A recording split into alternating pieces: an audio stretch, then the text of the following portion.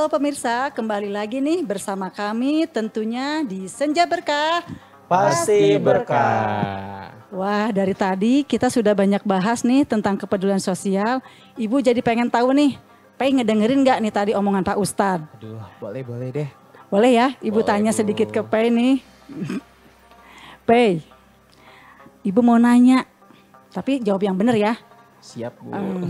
Ada kisah seorang Rasul yang sangat peduli kepada sesama. Mau itu yang agamanya Muslim ataupun yang non-Muslim.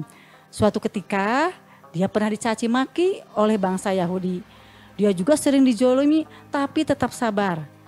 Hingga ketika orang tersebut sakit, yang peduli pertama yaitu Rasul. Ini kisah siapa coba?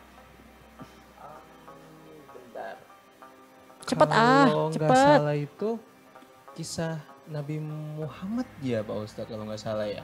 Kalau nggak salah, salah apa enggak? Tanya deh Pak Ustadz aja kalau gitu. Pak Ustadz aja dulu. Pak Ustadz gimana Pak Ustadz ini? Iya. Kisah tadi tentu tidak terlepas dari figur kita uswah hasanah yaitu Kangjeng Nabi Muhammad Sallallahu Alaihi Wasallam yang senantiasa mengajarkan kepada kita kebaikan. Maka Rasulullah senantiasa mengajarkan kepada kita, iringilah perbuatan jahat dengan kebaikan. Maka kebaikan tersebut akan menghapus kejelekan tersebut. Artinya begini, ketika orang lain berbuat jelek kepada kita, kita tidak balas dengan kejelekan pula. Tetapi kita balas dengan kebaikan. Dan akhirnya mereka pun akan merasa malu ketika kita didolimi terus, tapi kita berbuat baik terus berbuat baik, akhirnya dia pun akan sadar. Siat taman di kumah-kumah tetap kita seperti itulah. Di gambaran Rasulullah ketika Rasul hendak sholat gitu, kemudian diludahi, kemudian dicaci maki beberapa hari, kok kenapa ini orang tersebut tidak ada? Ternyata ada informasi orang tersebut sakit dan akhirnya dia menengoknya dan orang tersebut sadar. Itulah akhlak Rasulullah SAW sehingga dia tertarik untuk masuk kepada Islam. Jadi walaupun sudah dicaci maki, Rasul itu masih tetap menengoknya ya Pak Ustadz ya tatkala dia sakit. Betul. Bukan balik kayak sekarang yang dijulitin ya. Diviralin ya. Jadi justru harus dibalas dengan kebaikan ya. Nah, seperti itu tuh pemirsa. Jadi kalau ada yang berbuat jahat ke kita harus balas dengan baik juga. Betul. Nah, pemirsa, pertanyaan dari pemirsa juga udah pada masuk nih. Nah, yang pertama yang saya mau bacakan ada dari Ibu Dede di Cimahi. Nah, pertanyaannya itu bagaimana kepedulian sosial dapat memperkuat persatuan dan toleransi antar umat beragama dalam masyarakat. Seperti itu. Ya. Jadi betul bahwa kepedulian sosial akan meningkatkan ukhuwah dan kebersamaan di dalam hidup bermasyarakat. Yang di awal tadi kita sampaikan bahwa gambaran kasih sayang, saling memperhatikan seorang mukmin adalah gambarnya sebagai gambaran misal satu badan. Ketika satu anggota badan kita sakit, maka yang lainnya akan merasakan sakit. Begitupun dalam masyarakat. Tidak memandang itu agamanya ataupun kultur sosial ataupun yang lainnya, tapi sudah tumbuh kepedulian sosial, mereka akan terjalin di masyarakat itu adalah kerukunan. Nah, seperti ketika pelaksanaan kurban, ada kurban, kan itu tidak semua siapapun yang ada lingkungan tersebut, baik muslim atau yang tidak, kita kasih saja. Itu bagian dari kepedulian kita terhadap lingkungan. Kepedulian kita terhadap masyarakat. Maka ketika kita saling menolong, ketika saling memperhatikan, maka sudah ditentukan masyarakat tersebut akan aman, nyaman, tidak akan saling ejek, saling mencemooh, apalagi saling iri gitu ya. Bahkan kata Rasul disampaikan wala tahasadu gitu. Bahwa hidup bermasyarakat itu jangan wala tahasadu atau hasud gitu ya. Jadi hasud itu iri. Jadi ketika orang lain punya mobil, kita yang panas dingin gitu ya. Orang lain punya mobil, punya rumah, demam, ya, kita yang masuk rumah sakit gitu ya. Itulah.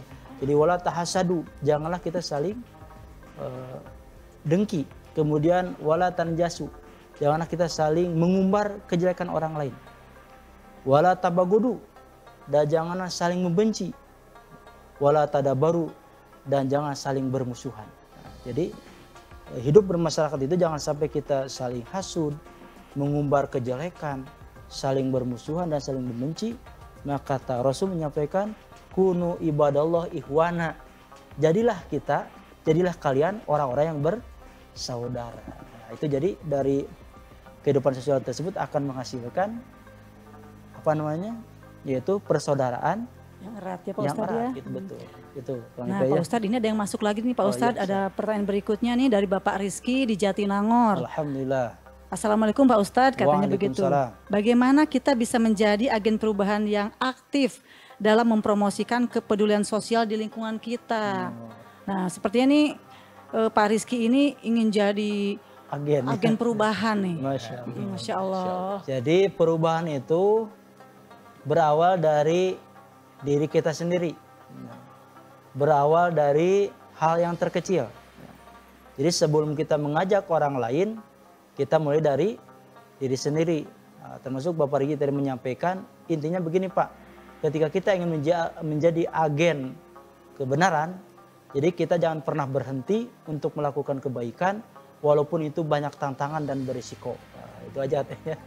Jadi intinya harus senantiasa komitmen ataupun kita istiqomah di dalam menjalankan keinginan kita untuk berbuat baik seperti itu. Jangan melihat situasi dan kondisi. Ketika ramainya hari ini sedang berbagi ini ikut-ikutan, sedang ini ikut-ikutan. Jadi kita mah berbuat baiknya jangan mengikuti situasi dan kondisi. Jadi harus tetap istiqomah ya Pak Ustadz ya.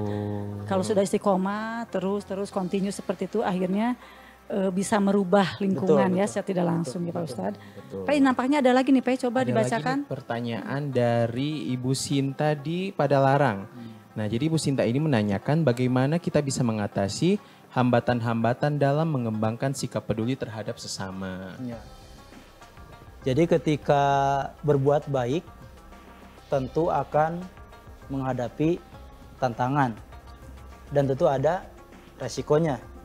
Maka firman Allah, waladina sabaru tigo awajhi robihim, dan orang-orang yang sabar di dalam meraih atau menginginkan ridho Allah. Jadi kuncinya untuk menghandle semua hambatan tadi adalah bersabar.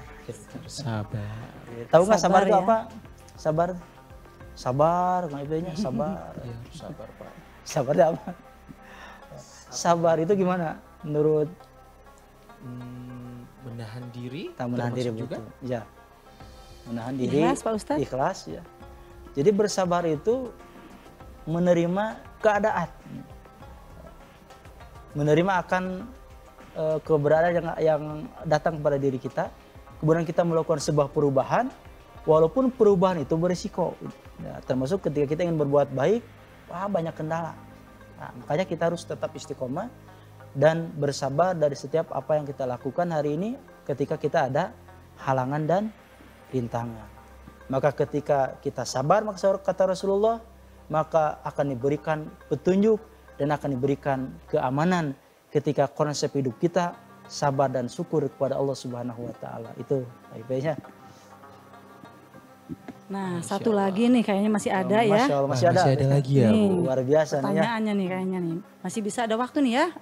Pertanyaan dari pemirsa juga nih. Assalamualaikum warahmatullahi wabarakatuh Pak Ustadz. Waalaikumsalam warahmatullahi wabarakatuh. Perkenalkan, katanya saya Ibu Tati dari Bale Endah. Oh, dekat rumah itu Mbak Ena. Oh, dekat rumah ya, Ibu Bale Tati dari Endah. Bale Endah. Assalamualaikum Pak Ustadz. Apa hubungan antara kepedulian sosial dan kebahagiaan individual serta keselamatan spiritual? Itu pertanyaan Pak Ustadz. Ya. Hubungan ya. Hubungannya Pak Ustadz katanya. Hubungan ya memang betul. Ketika kita ada rasa peduli terhadap sesama, maka tentu akan menambah tadi rasa empati kita kepada orang lain.